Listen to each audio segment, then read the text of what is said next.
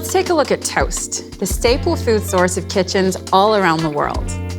First, make sure your wire rack is set to the middle position.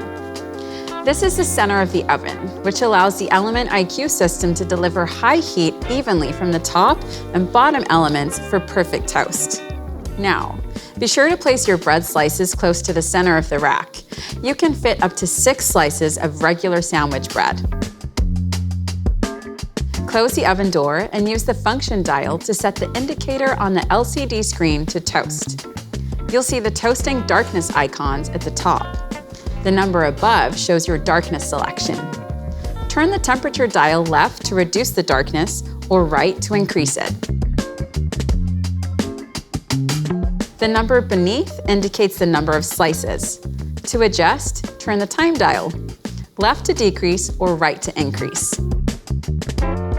Press the Start Cancel button and you'll notice and the LCD screen turning orange. The timer will start. You can adjust the toasting presets during the cycle and stop it by pressing Stop. The Frozen button reduces the oven temperature and extends the timer slightly to make sure the toast is evenly heated without burning the outside. All right, who wants a kimchi spiced chicken club sandwich?